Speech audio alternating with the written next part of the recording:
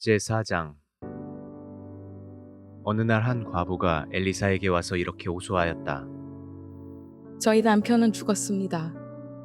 선생님도 아시겠지만 그 사람은 여호와를 잘 섬기는 예언자의 생도였습니다. 그가 죽기 전에 돈을 좀 빌려 쓴 것이 있는데 돈을 갚지 않는다고 빚쟁이가 와서 내 아들 둘을 데리고 가 종으로 삼겠다고 합니다. 내가 당신을 위해 어떻게 하면 좋겠소? 당신의 집에 무엇이 있는지 말해보시오. 저희 집에는 작은 기름 한 병 외에 아무것도 없습니다. 당신은 이웃집에 가서 빈 그릇을 빌려오시오. 되도록 많은 그릇을 빌려와 당신의 두 아들과 함께 집 안으로 들어가서 문을 닫고 그 모든 그릇에 기름을 부어 차는 대로 옮겨 놓으시오. 그래서 그 과부는 두 아들과 함께 집으로 가서 문을 닫고 자기 아들이 갖다 대는 그릇마다 기름을 따라 붓기 시작하였다.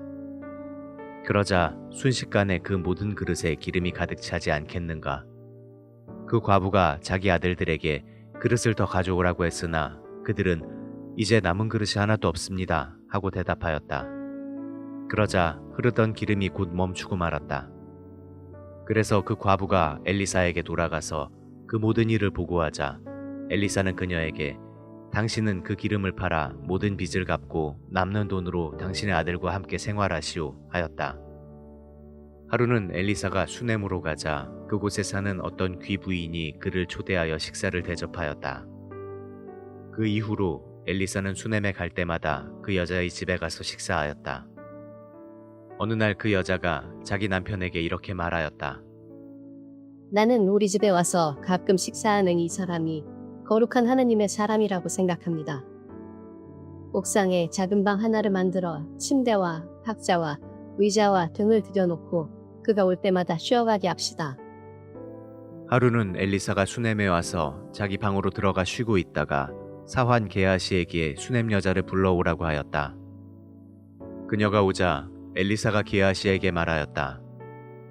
너는 이처럼 우리를 정성껏 대접하는 저 부인에게 우리가 대신 무엇을 해주었으면 좋겠는지 물어보아라.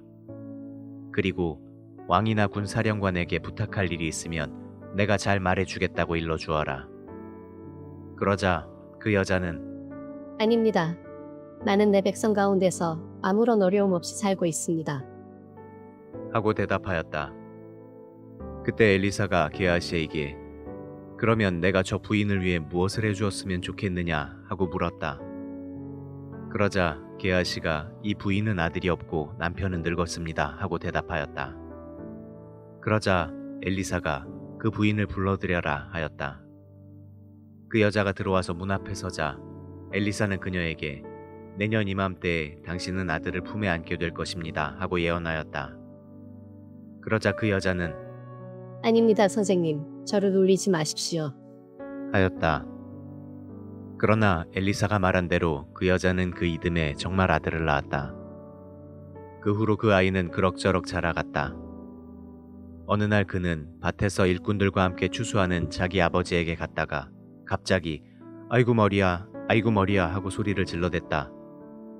그러자 그의 아버지가 자기 사환에게 아이를 집으로 데려다 주라고 하였다.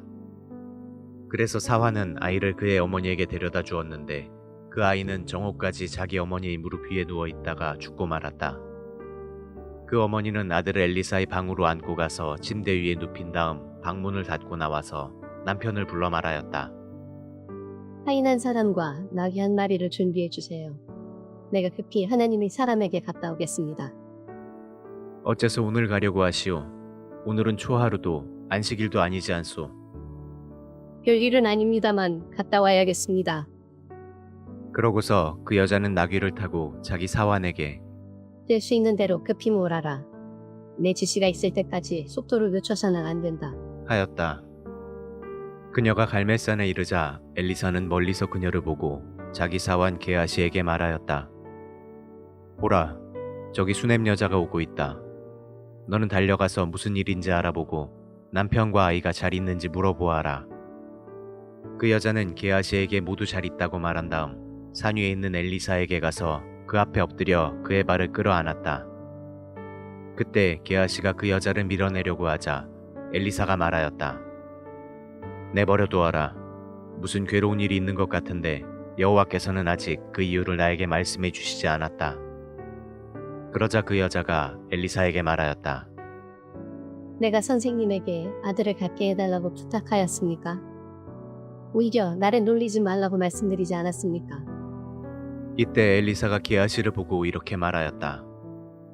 너는 서둘러 내 지팡이를 가지고 가거라. 가다가 아무에게도 인사하지 말며 다른 사람 인사에도 받지 말고 급히 가서 지팡이를 그 아이 얼굴에 놓아라. 그러나 그 여자가 엘리사에게 내가 여호와의 이름으로 맹세하지만 선생님이 살아계시는 한 나는 선생님을 떠나지 않을 것입니다. 하자 엘리사는 하는 수 없이 그녀를 따라갔다. 게하시가 앞서가서 엘리사의 지팡이를 그 아이 얼굴에 놓았으나 살아날 기색이 전혀 보이지 않았다. 그래서 그는 엘리사에게 돌아와서 아이가 깨어나지 않습니다 하였다. 엘리사가 도착하여 들어가 보니 아이가 침대 위에 죽어 있었다. 그는 문을 닫고 여호와께 기도한 다음 자기 입과 눈과 손을 그 아이의 입과 눈과 손에 맞대고 엎드렸다. 그러자 그 아이의 몸이 점점 따뜻해지기 시작하였다. 엘리사는 침대에서 내려와 방 안을 이리저리 걸어다니다가 다시 올라가서 그 아이 위에 엎드렸다. 그러자 그 아이는 재채기를 7번 하고 눈을 떴다. 그때 엘리사는 게하시를 불러 그 아이의 어머니를 데려오라고 하였다. 그녀가 들어오자 엘리사는 당신의 아들을 데려가시오 하였다. 그러자 그 여자는 엘리사의 발 앞에 엎드려 절한 다음 아들을 안고 밖으로 나갔다. 한때 온 땅에 기근이 들었을 때 엘리사는 길갈로 돌아가서 예언자의 생도들을 가르치고 있었다. 어느 날 그는 자기 사환에게 큰 솥을 걸고 생도들을 위해 국을 끓이라고 지시하였다. 그때 생도 중 한 사람이 국거리를 캐려고 들에 나갔다가 야생 덩굴에서 들외를 따가지고 돌아와 국솥에 썰어 넣었으나 거기에 독소가 들어있는 것을 아무도 알지 못하였다. 그러나 예언자의 생도들이 국을 퍼다 먹다가 엘리사에게 국에 독이 들었습니다 하고 외쳤다. 그래서 엘리사가 곡식가루를 조금 가져오게 하여 그것을 솥에 던져 넣고 다시 퍼다 먹게 했더니 아무런 해가 없었다. 어느 날 바알 살리사에서 어떤 사람이 처음 추수한 보리로 빵 20개를 만들고 이제 막 꺾은 곡식 이삭을 자루에 넣어 가지고 와서 엘리사에게 주었다. 그러자 그는 자기 사환에게 그것을 예언자의 생도들에게 갖다 주어 먹게 하라고 지시하였다. 그러나 그 사환이 이것을 가지고 어떻게 100명을 먹일 수 있겠습니까 하자 엘리사가 대답하였다. 가져가서 먹여라. 여호와께서는 그들이 충분히 먹고 남을 것이라고 말씀하셨다. 그래서 그는 그 음식을 가져다가 생도들에게 먹였는데 여호와의 말씀대로 그들이 다 먹고도 남았다. 제5장 시리아군의 총사령관 나아만은 자기 왕의 총애를 한 몸에 받고 있었다. 이것은 그가 여호와의 도움으로 시리아군에게 승리를 안겨다 주었기 때문이었다. 이와 같이 그는 훌륭한 장군이었지만 문둥병자였다. 전에 시리아 사람들이 떼를 지어 나가서 이스라엘 소녀 하나를 잡아온 적이 있는데 그 소녀는 나아만의 아내를 시중드는 하녀가 되었다. 어느 날 그 하녀는 자기 주인에게 이렇게 말하였다. 주인 어른께서 사마리아에 사는 예언자를 한번 찾아가 봤으면 좋겠습니다. 아마 그가 주인 어른의 병을 고쳐주실 것입니다. 나아만은 이 말을 듣고 왕에게 가서 그 소녀 이야기를 하였다. 그러자 왕이 갔다 오너라. 내가 이스라엘 왕에게 드릴 편지도 한 장 써주겠다 하였다. 그래서 나아만은 은 340kg과 금 약 68kg과 의복 10벌을 가지고 이스라엘로 갔는데 그가 이스라엘 왕에게 전한 그 편지 내용은 다음과 같았다. 내가 이 편지와 함께 내 신하 나아만을 당신에게 보냅니다. 아무쪼록 이 사람의 문둥병을 고쳐주시기 바랍니다. 그러나 이스라엘 왕은 그 편지를 읽고 나서 자기 옷을 찢으며 이렇게 외쳤다. 내가 사람을 죽이고 살리는 하나님이란 말인가? 어째서 문둥병자를 고치라고 나에게 보냈는가? 시리아 왕이 나에게 시비거리를 찾는 것이 틀림없다. 하나님의 사람 엘리사가 이스라엘 왕이 자기 옷을 찢었다는 말을 듣고 이런 전가를 보냈다. 왕은 어째서 그처럼 걱정하십니까? 그 사람을 나에게 보내십시오. 이스라엘에 예언자가 있다는 것을 내가 그에게 보여주겠습니다. 그래서 나아만은 자기 말과 전차들을 이끌고 가서 엘리사의 집 문 앞에 멈춰섰다. 그러자 엘리사는 사람을 그에게 보내 요단강에 가서 몸을 7번 씻으면 문둥병이 깨끗이 나을 것이라고 일러주게 하였다. 그러나 나아만은 화가 나서 그곳을 떠나며 말하였다. 나는 그가 직접 나와서 상처를 어루만지며 그의 하나님 여호와께 기도하여 내 병을 고쳐줄 것으로 생각하였다. 다마스커스에는 이스라엘의 그 어느 강보다 좋은 아바나와 바르발 강이 있지 않은가? 나는 거기서 몸을 씻어도 깨끗이 나을 수 있다. 그러고서 그는 격분하여 돌아가려고 하였다. 그러자 그의 부하들이 다가서며 말하였다. 만일 그 예언자가 이보다 더 어려운 일을 하라고 명령했다면 장군은 그것을 하지 않았겠습니까? 그러나 몸을 씻고 깨끗이 되라고 말씀하셨는데 어째서 장군은 그것도 못하십니까? 그래서 나아만은 요단강으로 가서 강물에 몸을 7번 담갔다. 그러자 정말 엘리사의 말대로 문둥병이 깨끗이 나 그의 살결이 어린아이 살결처럼 되었다. 나아만은 자기를 따라온 모든 사람들과 함께 엘리사에게 가서 말하였다. 이스라엘 외에는 온천하에 하나님이 없는 줄을 내가 이제 알겠습니다. 별것은 아닙니다만 저의 이 선물을 받아주십시오. 그러자 엘리사는 내가 섬기는 살아계신 여호와의 이름으로 맹세하지만 나는 그 선물을 받지 않겠습니다 하고 대답하였다. 나아만은 그 선물을 받아달라고 억지로 권하여도 그가 거절하자 이번에는 이렇게 말하였다. 당신이 내 선물을 받지 않으시겠다면 노새 2마리의 실을 흙을 나에게 주십시오. 이제부터 내가 여호와 외에 다른 신에게는 번제나 그 밖의 제사를 드리지 않겠습니다. 하지만 나는 여호와께 한 가지 일만은 용서해 주시기를 바라고 있습니다.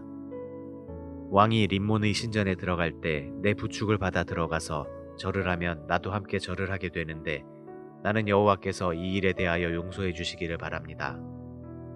이때 엘리사가 좋습니다. 평안히 가시오. 하자 나아만은 그곳을 떠났다. 그가 얼마쯤 갔을 때 엘리사의 사환 게하시가 내 주인은 나아만이 준 선물을 하나도 받지 않고 그냥 돌려보냈지만 나는 달려가서 그에게 무엇이든지 좀 얻어와야겠다 하고 생각하며 나아만의 뒤를 쫓아갔다. 나아만은 한 사람이 뒤쫓아오는 것을 보고 수레에서 내려 그를 맞으며 물었다. 무슨 일입니까? 내 주인이 나를 당신에게 보내며 에브라임 산간지대에서 2 예언자의 생도가 왔다고 그들에게 줄 은 34kg과 옷 2벌을 달라고 말씀하셨습니다. 그러자 나아만은 은 68kg을 받으시오 하고 억지로 그 은을 2 자루에 넣어 옷 2벌과 함께 그의 2 사환에게 주어 게하시 앞에서 메고 가게 하였다. 그들이 엘리사의 집 앞에 있는 언덕에 이르렀을 때 게하시는 그 물건을 받아놓고 2 사환을 돌려보낸 다음 그것을 자기 집에 감추었다. 그러고서 그가 주인에게 나아가자 엘리사가 물었다. 게하시야, 어디 갔다 왔느냐? 아무데도 가지 않았습니다, 주인님. 그 사람이 수레에서 내려 너를 맞을 때 내가 영으로 그곳에 있었던 것을 너는 깨닫지 못했느냐? 지금이 돈이나 의복이나 감람원이나 포도원이나 양이나 소나 종을 받을 때냐?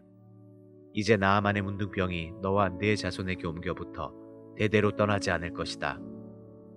게하시가 엘리사 앞에서 물러나오자 그가 문둥병에 걸려 피부가 눈처럼 희어졌다. 제6장. 어느 날 예언자의 생도들이 엘리사에게 와서 이렇게 말하였다. 우리 숙소가 너무 좁습니다. 우리가 요단 강가에 가서 나무를 베어 그곳에 우리 숙소를 다시 지을 수 있도록 허락해 주십시오. 그래서 엘리사는 좋다, 가거라 하고 승낙해 주었다. 생도 중 하나가 엘리사에게 함께 가자고 권하므로 엘리사도 그들과 함께 갔다. 그들은 요단 강가에 가서 나무를 베기 시작했는데 한 사람이 나무를 찍다가 도끼가 자루에서 빠져나가 강물에 떨어졌다. 그러자 그는 선생님, 어떻게 하면 좋겠습니까? 이것은 빌려온 도끼입니다 하고 외쳤다. 그것이 어디에 떨어졌느냐 하고 엘리사가 묻자 그 생도는 도끼가 떨어진 곳을 가리켰다. 그래서 엘리사가 나뭇가지를 꺾어 물에 던졌더니 도끼가 수면으로 떠오르지 않겠는가.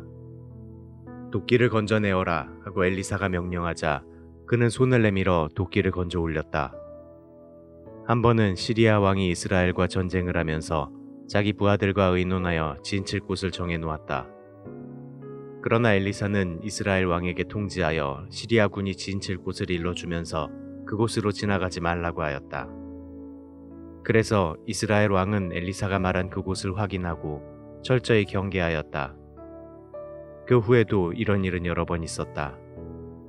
그러자 시리아 왕은 몹시 당황한 나머지 그의 지휘관들을 불러 모으고 반역자가 누구냐?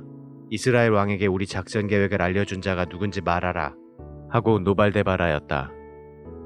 그때 지휘관 중 한 사람이 왕이시여 우리가 그런 것은 아닙니다. 엘리사라는 예언자가 왕이 침실에서 은밀하게 말하는 것까지 이스라엘 왕에게 모두 일러바치고 있습니다 하고 대답하였다. 그때 왕이 너희는 가서 엘리사가 어디에 있는지 알아보아라. 내가 사람을 보내 그를 잡아오도록 하겠다 하자 한 사람이 엘리사가 도단에 있습니다 하고 대답하였다.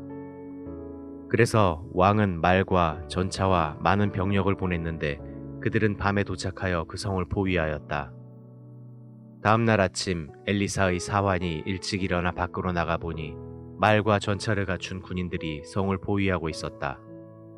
그러자 그 사환은 엘리사에게 주인님, 이제 우리는 어떻게 해야 좋습니까? 하고 외쳤다. 그때 엘리사는 두려워하지 말아라. 우리와 함께한 군대가 그들의 군대보다 더 많다 하고 이렇게 기도하였다. 여호와여, 이 사환의 눈을 열어서 보게 하소서. 그래서 여호와께서는 그 사환의 눈을 열어주셨는데 그가 보니 불말과 불수레가 온 산에 가득하여 엘리사를 둘러싸고 있었다. 시리아군이 공격해 올 때 엘리사가 여호와여, 저 사람들의 눈을 어둡게 하소서 하고 기도하자 여호와께서 그들의 눈을 어둡게 하셨다. 그때 엘리사가 그들에게 말하였다. 너희는 길을 잘못 들었다. 이곳은 너희가 찾는 성이 아니다. 나를 따라오너라. 내가 너희를 안내하여 너희가 찾는 그 사람에게 데려다 주겠다. 그러고서 엘리사는 그들을 사마리아로 데려갔다. 그들이 사마리아 성에 들어갔을 때 엘리사가 여호와여, 이 사람들의 눈을 열어서 보게 하소서 하고 기도하자 여호와께서 그들의 눈을 열어주셨다. 그러자 그들은 자기들이 사마리아 성 안에 와 있는 것을 알게 되었다. 이스라엘 왕은 시리아군을 보고 엘리사에게 내가 이들을 죽일까요? 하고 물어보았다. 그러자 엘리사가 그건 안 됩니다. 칼과 활로 생포한 전쟁포로도 아닌데 어떻게 죽일 수 있겠습니까? 음식을 주어 먹고 마시게 한 다음 그들을 왕에게 돌려보내십시오 하고 대답하였다. 그래서 왕이 그들을 위해 큰 잔치를 베풀자 그들은 실컷 먹고 마신 다음 자기들의 왕에게 돌아갔다. 그 이후로 얼마 동안 시리아군은 이스라엘을 침략하지 않았다. 얼마 후에 시리아의 벤 하닷 왕이 자기의 전 군대를 이끌고 와서 사마리아 성을 포위하였다. 그 결과 성 안에 식량이 부족하여 당나귀 머리 하나 값이 은 912g이었고 비둘기똥 한 홉에 은 약 34g이었다. 어느 날 이스라엘 왕이 성벽 위로 걸어가자 한 여자가 외쳤다. 임금님 좀 도와주세요. 여호와께서 도우시지 않으면 어떻게 내가 너를 돕겠느냐. 나에게는 너를 먹일 곡식이나 포도주가 없다. 그런데 무슨 일이냐? 일전에 이 여자가 하루는 내 아들을 잡아먹고 다음 날은 자기 아들을 잡아먹자고 제이야기에 우리는 먼저 내 아들을 삶아 먹었습니다. 그런데 다음 날 내가 이 여자의 애를 잡아먹자고 했으나 이 여자는 자기 아이를 숨겨버리고 말았습니다. 왕은 이 말을 듣고 비통한 나머지 자기 옷을 찢었다. 그가 성벽 위로 지나갈 때 백성들이 그 찢어진 옷 사이를 보니 속에 삼배 옷을 입고 있었다. 그때 왕은 내가 오늘 사밧의 아들 엘리사의 목을 치지 않으면 하나님이 나를 쳐서 죽이시기를 바란다 하고 외쳤다. 그러고서 그는 사람을 보내 엘리사를 데려오라고 명령하였다. 한편 엘리사는 자기 집에서 이스라엘의 장로들과 함께 앉아 이야기를 주고받고 있었다. 왕이 보낸 사람이 도착하기 전에 엘리사는 장로들에게 이렇게 말하였다. 이 살인자가 나를 죽이려고 사람을 보냈소. 그가 도착하면 당신들은 문을 닫고 그를 안으로 들어오지 못하게 해주시오. 왕이 곧 그를 뒤따라올 것이오. 엘리사가 미처 말을 끝내기도 전에 왕이 보낸 그 사람이 도착하였고 왕도 곧 그를 뒤따라와서 이렇게 말하였다. 이 재앙은 여호와께서 내리신 것인데 어떻게 내가 여호와의 도움을 기대할 수 있겠는가? 제7장. 그때 엘리사가 대답하였다. 왕은 여호와의 말씀을 들으십시오. 내일 이맘때 사마리아 성문에서 가장 좋은 밀가루 약 7리터와 보리 약 15리터가 각각 은 11.4g에 매매되는 것을 보게 될 것입니다. 그러자 왕의 보좌관이 엘리사에게 말하였다. 만일 여호와께서 하늘에 창을 내고 곡식을 쏟아붓는다고 해도 그런 일은 있을 수가 없소. 그때 엘리사가 당신은 그것을 직접 목격하게 될 것이지만 그 어느 것도 먹지는 못할 것이오 하고 대답하였다. 사마리아 성문 입구에 문둥병자 4사람이 앉아서 서로 이렇게 말하였다. 무엇 때문에 우리가 여기 앉아서 죽을 때까지 기다려야만 하겠느냐? 우리가 성에 들어가도 굶어 죽고 여기 앉아 있어도 죽을 바에야 차라리 시리아군에게 가서 항복하자. 만일 그들이 우리를 살려준다면 다행한 일이지만 그렇지 않으면 죽기밖에 더 하겠느냐? 그러고서 그들은 해질 무렵에 일어나 시리아군의 진지로 갔는데 그곳에 도착해 보니 한 사람도 없었다. 이것은 여호와께서 시리아군에게 요란한 전차 바퀴 소리와 말발굽 소리와 그리고 수많은 군대가 진격하는 소리를 듣게 하셨으므로 시리아군은 이스라엘 왕이 자기들을 치려고 햇사람과 이집트 사람들을 고용한 것으로 생각하고 당황하여 그들의 천막과 말과 나귀를 진지에 그대로 버려둔 채 목숨만이라도 건지겠다고 그날 저녁에 도망하였기 때문이었다. 그래서 그 문둥병자들은 한 천막에 들어가서 먹고 마시고 거기에 있는 은과 금과 의복을 가지고 나와 숨겨두고 또 다른 천막에 들어가서도 그렇게 하였다. 그러나 그들은 자기들의 소행이 옳지 못한 것을 알고 서로 이렇게 말하였다. 이럴 수는 없어. 좋은 소식을 전해야 할 우리가 이렇게 가만히 있어서야 되겠느냐. 만일 우리가 내일 아침까지 이 소식을 전하지 않고 그대로 있으면 우리가 천벌을 받을 것이다. 자, 가서 왕궁에 이 사실을 보고하자. 그러고서 그들은 성으로 가서 문지기들을 불러 말하였다. 우리가 시리아군의 진지에 가서 보니 아무도 없었고 말과 나귀들만 매어 있었으며 천막들은 고스란히 그대로 있었습니다. 문지기들이 그 소식을 왕궁에 전하자 왕이 밤중에 일어나 자기 신하들에게 말하였다. 내가 그대들에게 시리아군의 전략을 말해주겠다. 그들은 우리가 굶주리고 있다는 것을 알고 지금 자기들의 진지를 떠나 들에 숨어서 우리가 성 밖으로 나가면 우리를 공격하여 생포하고 성 안으로 쳐들어올 계획을 세우고 있다. 그러자 한 신하가 대답하였다. 성 안에 남아있는 말 5마리와 함께 사람을 보내 시리아군의 진지를 살펴보고 오게 하십시오. 여기 남아있는다고 해도 이미 죽은 사람들이 처지와 다를 것이 없습니다. 신하들이 전차 2대를 준비하고 정찰병을 대기시키자 왕은 그들을 보내며 시리아군의 동태를 살피고 와서 보고하라고 명령하였다. 그래서 그들은 시리아군을 추적하여 요단강까지 갔는데 길에는 그들이 급히 도망하면서 버리고 간 의복과 장비가 여기저기 흩어져 있었다. 그들이 돌아와서 왕에게 사실대로 보고하자 사마리아 사람들은 달려나가서 시리아 진지를 약탈하였다.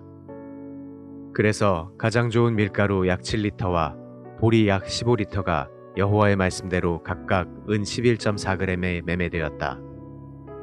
이때 왕이 그의 보좌관을 성문에 배치하여 통행 질서를 유지하도록 했으나 그 보좌관은 밀어닥치는 군중들에게 짓밟혀 죽고 말았다. 이것은 엘리사가 왕이 그를 잡으러 왔을 때 예언한 그대로 된 것인데 그때 엘리사는 왕에게 그 다음날 사마리아 성문에서 가장 좋은 밀가루 약 7리터와 보리 약 15리터가 각각 은 11.4g에 매매될 것이라고 예언하였다. 그러나 그때 왕의 이 보좌관은 여호와께서 하늘에 창을 내고 곡식을 쏟아붓는다고 해도 그런 일은 있을 수가 없을 것이라고 대꾸하였다. 그래서 엘리사가 당신은 그것을 직접 목격하게 될 것이지만 그 어느 것도 먹지는 못할 것이요 하고 예언하였다. 그러므로 그는 엘리사가 말한 그대로 성문에서 군중들에게 짓밟혀 죽은 것이다. 제8장 엘리사는 전에 아들을 살려준 그 수넴 여자에게 이렇게 말하였다. 당신은 가족과 함께 이곳을 떠나 다른 나라에 가서 살도록 하시오. 여호와께서는 7년 동안 계속될 기근을 이스라엘 땅에 내리시겠다고 선언하셨소. 그래서 그 여자는 가족을 데리고 블레셋 사람의 땅으로 가서 7년 동안 살았다. 기근이 끝난 후에 그 여자는 이스라엘로 돌아와 자기 집과 땅을 되찾기 위해 왕에게 호소하러 갔다. 바로 그때 왕은 엘리사의 사환 게하시와 이야기를 하고 있었는데 왕은 엘리사가 행한 기적에 관해서 알고 싶어 하였다. 그래서 게하시는 엘리사가 죽은 아이를 살렸던 일을 왕에게 말해 주었다. 바로 이때 그 아이의 어머니가 들어와서 자기 집과 땅을 되찾게 해달라고 왕에게 호소하였다.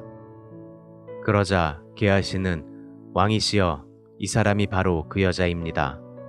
그리고 이 아이는 엘리사가 그때 살려낸 바로 이 여자의 아들입니다. 하고 외쳤다. 그래서 왕은 그 여자에게 물어보고 그것이 사실임을 확인한 다음 관리한 사람을 불러 그 여자의 모든 소유를 돌려주고 그녀가 떠나고 없었던 7년 동안에 그녀의 토지에서 생산된 모든 농산물을 계산해 주라고 지시하였다. 한 번은 엘리사가 다마스커스에 갔는데 그때 시리아 왕 벤하닷이 병들어 있었다. 왕은 엘리사가 그곳에 와 있다는 말을 듣고 그의 신하 하사엘에게 말하였다. 너는 선물을 가지고 그 예언자에게 가서 내 병이 나을 것인지 여호와께 좀 물어봐 달라고 부탁하여라. 그래서 하사엘은 나귀 40마리에 다마스커스의 가장 좋은 특산물을 잔뜩 싣고 엘리사에게 가서 이렇게 말하였다.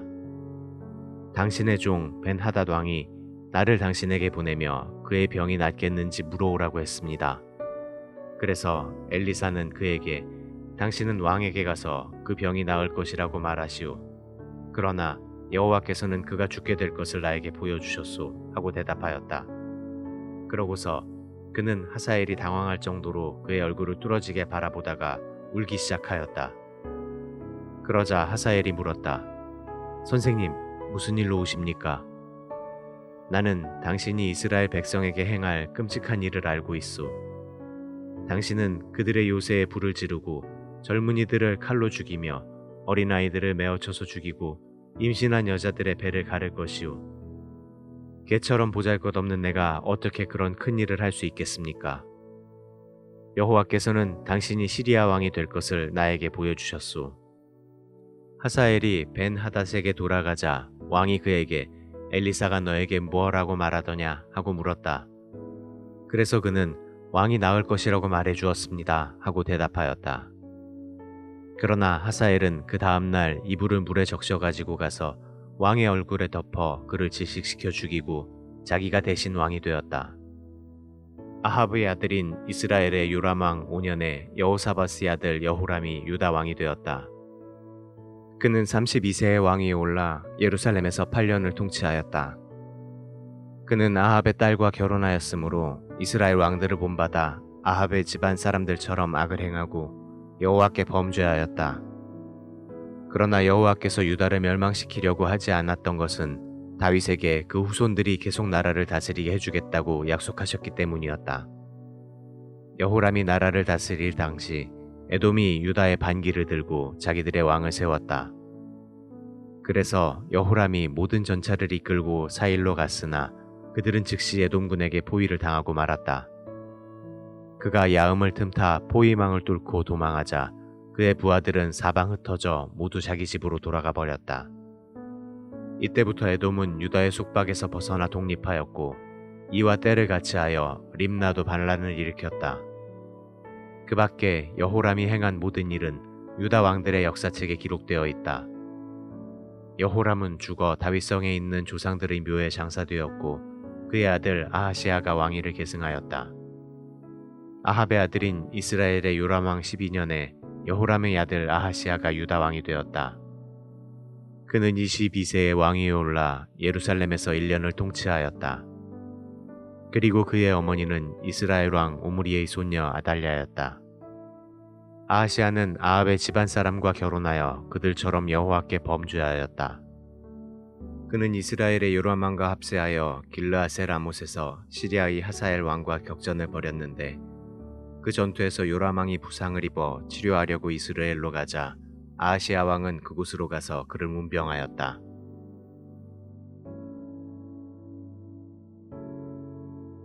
제9장. 한편 예언자 엘리사는 예언자의 생도한 사람을 불러 이렇게 말하였다. 너는 옷을 단단히 잡아매고 이 기름을 가지고 길르앗의 라못으로 가거라. 그곳에 도착하거든 너는 님시의 손자이며 여호사밧의 아들인 예후를 찾아 그를 불러내어 골방으로 데리고 가서 그 머리에 기름을 붓고 여호와께서 그를 이스라엘의 왕으로 삼으셨다고 말한 다음 즉시 문을 열고 도망하여라. 거기서 우물쭈물해서는 안 된다. 그래서 그 젊은 예언자는 라못으로 갔는데 예후가 군 지휘관들과 함께 앉아 있었다. 그때 그가 장군님, 내가 당신에게 할 말이 있습니다 하자 누구 말인가 하고 예후가 물었다. 그래서 그는 장군님에게 할 말이 있습니다 하고 대답하였다. 예후가 일어나 집 안으로 들어가자 그 젊은 예언자는 그의 머리에 기름을 부으며 말하였다. 이스라엘의 하나님 여호와의 말씀입니다. 내가 너에게 기름을 부어 내 백성을 다스릴 이스라엘의 왕으로 삼는다. 너는 아합의 집안 사람들을 죽여라. 내가 이세벨에게 내 예언자들과 종들을 죽인 죄의 대가를 반드시 치르도록 할 것이다. 내가 아합의 집안에 속한 남자는 종이든 자유인이든 모조리 죽여 느바스의 아들 여로보암과 아히야의 아들 바하사의 집안처럼 되게 하겠다. 걔들이 이스라엘에서 이세벨의 시체를 먹어도 그녀를 묻어줄 사람이 없을 것이다. 그러고서 그는 즉시 문을 열고 도망하였다. 예후가 나오자 그의 동료들이 물었다. 별일은 없었는가? 그 미친 녀석이 자네에게 온 용건이 무엇인가? 자네들도 잘 알고 있으면서 뭘 그러는가? 아니야, 우리는 모르고 있네. 무슨 일인지 말해보게. 그래서 그는 그 사람이 말한 것과 또 자기가 이스라엘의 왕으로 기름 부음을 받은 사실을 그들에게 말해 주었다. 그러자 그들은 즉시 자기들의 겉옷을 벗어 예후의 발밑에 깔아주고 나팔을 불며 예후는 왕이다 하고 외쳤다. 이렇게 해서 님시의 손자이며 여호사밧의 아들인 예후가 요람 왕을 반역하였다. 이때 요람은 길르앗의 라못에서 시리아의 하사엘 왕과 싸우다가 입은 부상을 치료하려고 이스라엘에 가 있었다. 그래서 예후는 자기 동료들에게 내가 왕이 되는 것을 좋게 생각한다면 한 사람이라도 이스라엘에 가서 우리가 행한 일을 보고하지 못하도록 해주게 하고 마차를 타고 이스라엘로 갔다. 이때 요람은 병상에 누워 있었고 유다의 아하시아 왕은 문병하러 와서 그와 함께 있었다. 이스라엘 망대에 있던 파수꾼이 예후가 여러 사람들과 함께 오는 것을 보고 누가 오고 있습니다 하고 소리쳤다. 그러자 요람 왕은 한 사람을 말에 태워 보내 친구인지 적인지 알아보고 오게 하여라 하고 명령하였다. 그래서 한 사람이 말을 타고 가서 예후를 만나 왕은 당신이 친구로 온 사람인지 알고 싶어 합니다. 하자 예후는 그게 너와 무슨 상관이 있느냐? 너는 나를 따르라 하였다. 파수꾼이 말을 타고 간 사람이 돌아오지 않는다고 왕에게 보고하자 왕은 다른 사람을 말에 태워 보냈다. 그도 예후에게 같은 질문을 하므로 예후는 그게 너와 무슨 상관이 있느냐? 너는 나를 따르라 하였다. 파수꾼은 그 사람도 가서 돌아오지 않는다고 왕에게 보고하며 저들의 두목으로 보이는 자는 예후처럼 말을 난폭하게 몰고 있습니다 하고 덧붙였다. 그러자 요람 왕은 내 마차를 준비하라 하고 아하시아 왕과 함께 각자 자기 마차를 타고 예후를 맞으러 나갔는데 그들이 만난 곳은 나봇의 밭이었다. 이때 요람이 예후를 보고 예후야, 내가 친구로 왔느냐 하고 묻자 예후는 당신의 어머니 이세벨의 우상 숭배와 마법이 판을 치고 있는 마당에 어떻게 우정이 있을 수 있겠소 하고 대답하였다. 그때 요람은 아하시아 왕이여 반역입니다 하고 외치며 자기 마차를 돌려 달아났다. 예후가 있는 힘을 다해 활을 당겨 요람을 향해 쏘자 화살이 그의 어깨축지 사이로 심장을 꿰뚫어 그는 자기 마차에 쓰러져 죽고 말았다. 그러자 예후는 자기 부관 빛갈에게 말하였다. 너는 이 시체를 나봇의 밭에 던져라. 너도 기억하겠지만 너와 내가 마차를 타고 저 사람의 아버지 아합 왕의 뒤를 따라갈 때 여호와께서 나는 어제 나봇과 그의 아들들이 살해당하는 것을 분명히 보았다 하셨고 또 나는 내가 이 밭에서 그 대가를 반드시 치르도록 하겠다라고 말씀하셨다. 그러므로 너는 여호와의 말씀대로 저 시체를 이 밭에 던져라. 유다의 아하시아 왕이 이것을 보고 벳하간 쪽으로 도망하자 예후는 그를 추격하며 저자도 죽여라 하고 소리쳤다. 그의 부하들이 이블르함에서 가까운 구루 비탈길에서 그를 치자 그는 부상을 입고 무깃도까지 도망하여 거기서 죽었다. 그래서 아하시아 왕의 신하들이 그 시체를 마차에 싣고 예루살렘으로 가서 다윗성에 있는 그 조상들의 묘에 장사하였다. 아하시아가 유다의 왕이 된 것은 아합의 아들인 이스라엘의 요람왕 11년이었다. 그 후에 예후는 이스라엘로 갔다. 이세벨은 그가 왔다는 말을 듣고 눈 화장을 하고 머리를 손질한 다음 창에서 내려다보다가 예후가 궁전 문으로 들어오는 것을 보고 자기 왕을 죽인 시무리 같은 놈아, 내가 여기 무슨 일로 왔느냐? 하고 소리쳤다. 이때 예후가 창을 보고 내 편이 될 자가 누구냐 하고 외치자 두세 명의 내시가 밖을 내다보았다. 그래서 예후는 그들에게 이세벨을 내던져라 하고 명령하였다. 그들이 이세벨을 내던지자 그 피가 벽과 말에 튀었다.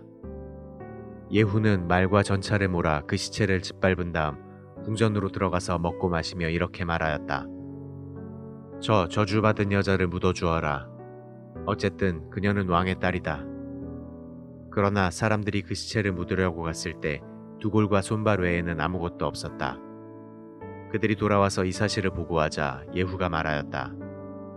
이것은 여호와의 말씀이 이루어진 것이다. 여호와께서는 그의 종 엘리야에게 이스라엘의 개들이 이세벨의 시체를 뜯어먹을 것이며 그 뼈는 밭에 거름처럼 흩어져 그것이 이세벨의 뼈라는 것을 알아볼 사람이 아무도 없을 것이라고 말씀하셨다. 제10장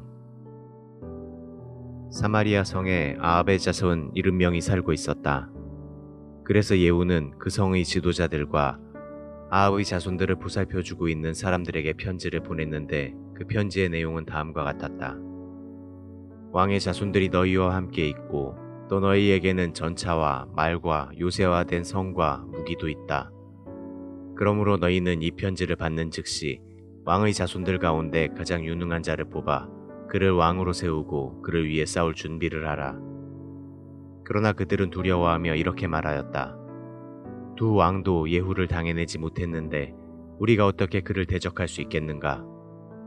그래서 궁중 대신과 그 성의 지도자들과 아합의 자손을 보살피는 자들이 예후에게 이런 전가를 보냈다. 우리는 당신의 종이므로 당신이 말하는 것은 무엇이든지 하겠습니다. 우리는 아무도 왕을 세우지 않을 테니 당신이 좋을 대로 하십시오. 그래서 예후는 그들에게 다시 이런 편지를 보냈다. 너희가 만일 내 편이 되어 나에게 복종하려고 한다면 아합 자손들의 머리를 잘라 내일 이맘때까지 이스라엘로 와서 나에게 바쳐라. 70명의 아합 자손들은 그 성 지도자들의 보호를 받고 있었다.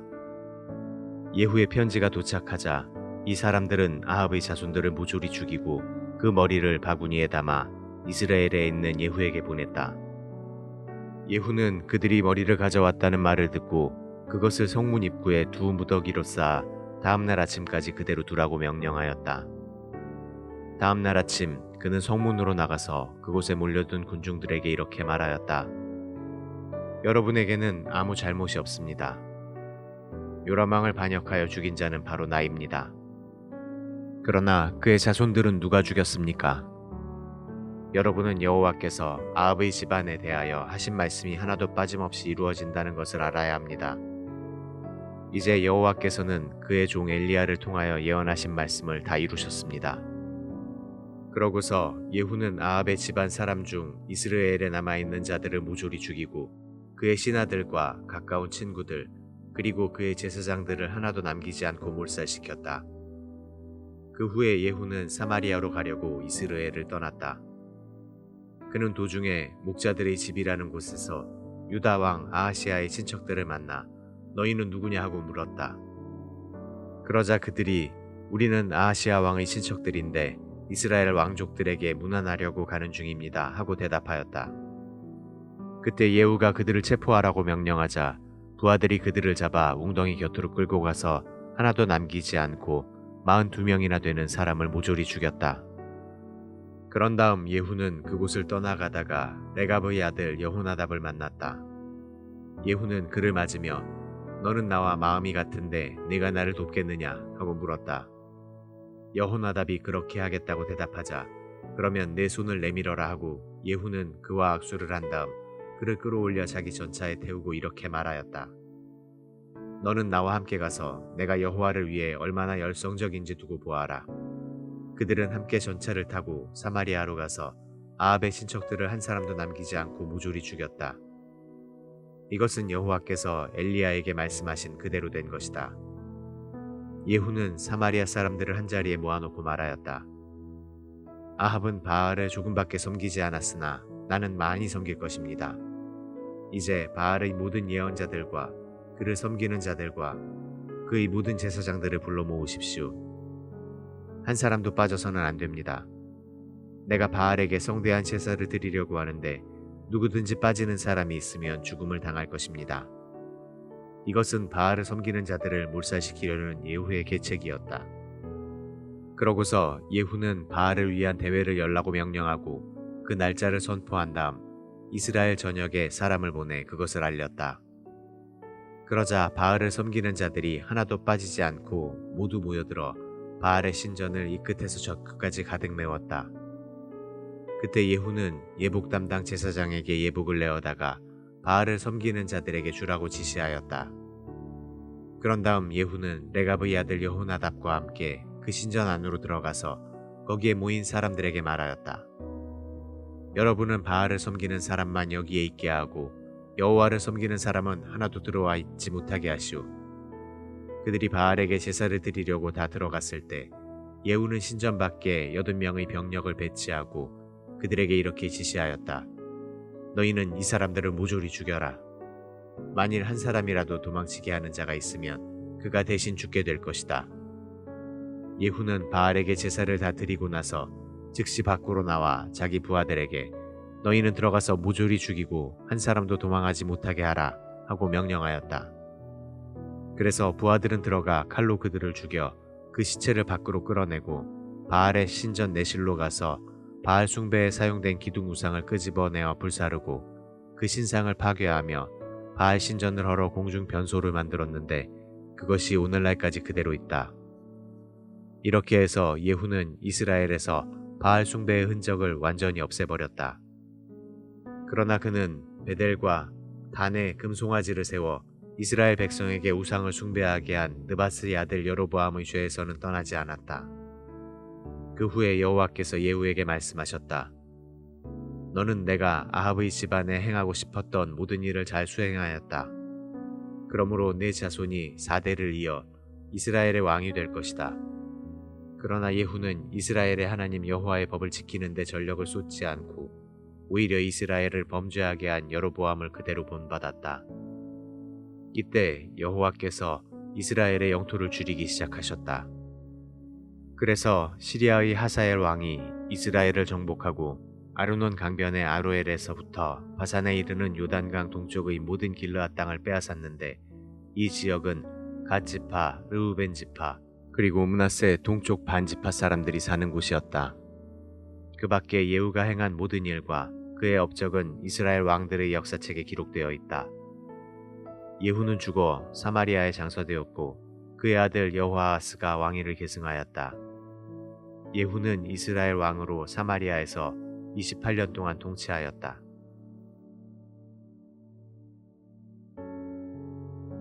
제11장 유다왕 아하시아의 어머니 나달랴는 자기 아들이 죽었다는 말을 듣고 왕족을 몰살시키라고 명령하였다. 그러나 아하시아의 아들 요아스만은 죽음을 면했는데 그는 여호람 왕의 딸이며 아하시아의 누이인 그의 고모 여호세바에 의해서 죽음 직전에 구출되었다. 그녀는 자기 조카와 그의 유모를 성전 골방에 숨겨 아달랴의 손에 죽지 않게 하였다. 그들이 여호와의 성전에 6년을 숨어 있는 동안 아달랴가 나라를 다스렸다. 그러나 7년째 되는 해 제사장 여호야다는 궁중 경호 담당관들과 경비 담당관들을 불러 성전으로 오게 하고 거기서 그들에게 비밀을 지키겠다는 다짐을 받아 여호와의 성전에서 맹세하게 한 다음 왕자 요아스를 보이며 그들에게 이렇게 지시하였다. 당신들은 안식일에 근무하러 나오는 사람들 중에 3분의 1은 왕궁을 경계하고 또 3분의 1은 수루 문을 지키고 나머지 3분의 1은 경비실 뒷문을 경계하게 하시오. 그리고 안식일에 근무를 마치는 두 조는 성전을 지켜 왕을 보호하도록 하시오. 당신들은 무장을 하고 왕이 가는 곳마다 따라다니면서 그를 경호하고 당신들에게 접근하는 자는 무조건 죽이시오. 그들은 제사장 여호야다의 지시대로 각자 자기들이 통솔하는 부하들을 데리고 여호야다에게 왔다. 그러자 제사장은 성전에 보관되어 있던 다윗 왕의 창과 방패를 그 담당관들에게 주었다. 그러고서 여호야다는 무장한 모든 호위병들이 성전 주변을 삼엄하게 경비하는 가운데 왕자를 인도해내고 그에게 왕관을 씌우며 율법책을 주고 기름을 부어 그를 왕으로 선포하였다. 그러자 모인 군중들은 박수를 치며 왕의 만세를 외쳤다. 아달랴가 성전에서 떠들어대는 소리를 듣고 그리로 달려가 보니 새 왕이 관례대로 성전 입구의 기둥 곁에 서 있었고 궁중 경호병들과 경비병들과 그리고 나팔수들이 왕의 주위에 둘러서 있었으며 백성들은 모두 즐거워서 소리를 지르고 나팔수들은 나팔을 불고 있었다. 그러자 아달랴는 자기 옷을 찢으며 반역이다. 반역이다. 하고 외쳤다. 그때 제사장 여호야다는 경호 및 경비 담당관들에게 저 여자를 성전 구내에서 죽이지 말고 밖으로 끌어내시오. 그리고 저 여자를 구출하려고 하는 자는 누구든지 죽이시오 하였다.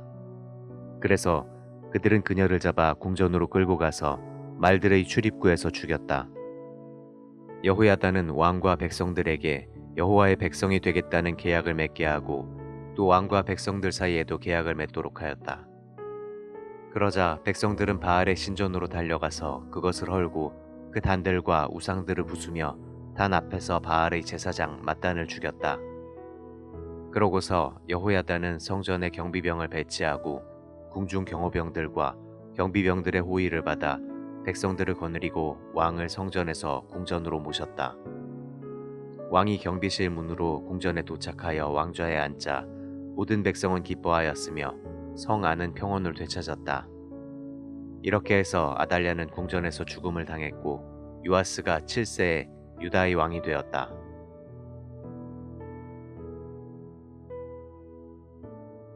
제12장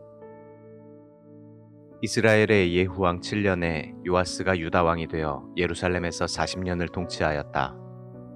그리고 그의 어머니는 브엘세바 사람 시비아였다. 그는 제사장 여호야다의 교훈을 받는 동안 여호와께서 보시기에 옳은 일을 하였으나 산당을 헐지 않았으므로 백성들은 계속 거기서 제사를 지내며 분향하였다. 어느 날 요아스 왕은 제사장들을 모아놓고 이렇게 말하였다. 여러분은 여호와의 성전에 바치는 예물, 곧 정규적으로 거둬들이는 인두세와 서약으로 바치는 예물과 백성들이 자진해서 바치는 모든 돈을 모아 성전을 수리하는 데 사용하도록 하시오. 그러나 요아스가 나라를 다스린 지 23년이 될 때까지 제사장들은 성전을 수리하지 않았다. 그래서 그는 여호야다와 다른 제사장들을 불러 물었다. 어째서 당신들은 성전을 수리하지 않았소? 이제부터 당신들이 거둬들인 돈을 보관하지 말고 다른 사람에게 넘겨주어 성전 수리를 하게 하시오. 그래서 제사장들은 백성들에게 돈을 직접 받지 않고 자기들이 성전을 직접 수리하지 않기로 합의하였다. 그때 제사장 여호야다는 상자 하나를 가져다가 뚜껑에 구멍을 뚫어 성전 정면의 우측 단 곁에 두었다. 그래서 성전 문을 지키는 제사장들은 백성들이 성전에 가져오는 모든 돈을 받아 그 헌금함 속에 넣었다. 그리고 헌금함에 돈이 많이 모이면 궁중 서기관과 대제사장이 올라와서 그 돈을 계산하여 성전 수리 담당자들에게 넘겨주었다. 그러면 그들은 그 돈으로 목수와 건축자와 채석공의 임금을 주고 성전을 수리하는 데 필요한 목재와 돌을 사고 그 밖의 필요한 곳에 사용하였다. 그러나 여호와의 성전에 바친 돈은 은대접이나 불집게나 주발이나 나팔이나 그 밖의 금은 그릇을 만드는 데 쓰지 않고 오직 성전을 수리하는 데만 사용하였다. 그리고 성전 수리 담당자들이 아주 정직하게 일했기 때문에 회개 보고를 받을 필요가 없었다. 그러나 죄와 잘못을 씻는 속건제와 속죄제의 예물은 그 헌금함에 넣지 않고 제사장들에게 주어 쓰게 하였다. 그때 시리아의 하사엘 왕이 가드를 공격하여 점령한 다음 예루살렘을 치려고 올라오자 요아스는 그의 선왕 여호사밧과 여호람과 아하시야가 여호와께 바친 모든 예물과 그리고 자기가 바친 예물까지 포함하여 성전과 왕궁에 있는 모든 금을 거두어 하사엘 왕에게 선물로 보냈다. 그래서 하사엘은 자기 군대를 이끌고 예루살렘에서 물러갔다. 그 밖에 요아스가 행한 모든 일은 유다 왕들의 역사책에 기록되어 있다. 그러나 요아스의 두 신하 시므아스의 아들 요사갈과 소멜의 아들 여호사밧이 반란을 일으켜 실라로 내려가는 길가의 밀로궁에서 왕을 살해하였다.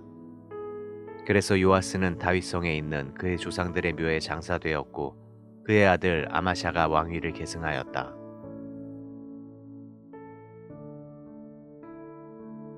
제13장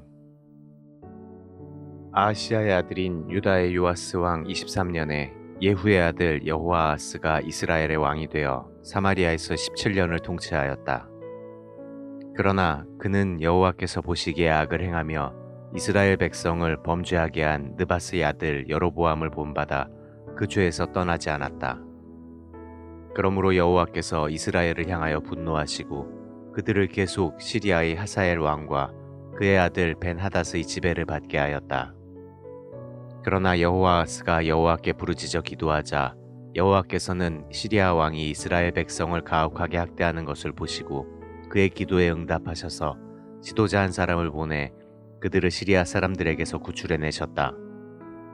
그래서 이스라엘 사람들은 전과 같이 평화롭게 지냈으나 그들은 이스라엘 백성을 범죄하게 한 여로보암을 본받아 계속 죄를 짓고 사마리아에 있는 아세라 여신상을 치우지 않은 채 그대로 두었다. 이때 여호아하스에게는 마병 50명과 전차 10대와 보병 10,000명의 병력밖에 없었는데 이것은 시리아 왕이 이스라엘 백성을 발밑의 티끌처럼 짓밟아 버렸기 때문이었다. 그 밖에 여호아하스가 행한 모든 일은 이스라엘 왕들의 역사책에 기록되어 있다. 그는 죽어 사마리아에 장사되었고 그의 아들 여호아스가 왕위를 계승하였다. 유다의 요아스 왕 37년에 여호아스의 아들 여호아스가 이스라엘의 왕이 되어 사마리아에서 16년을 통치하였다. 그도 여호와께서 보시기에 악을 행하며 이스라엘 백성을 범죄하게 한 느바스의 아들 여로보암을 본받아 그 죄에서 떠나지 않았다. 그 밖에 여호아스가 행한 모든 일과 그가 유다의 아마샤 왕과 싸운 전쟁 이야기는 이스라엘 왕들의 역사책에 기록되어 있다.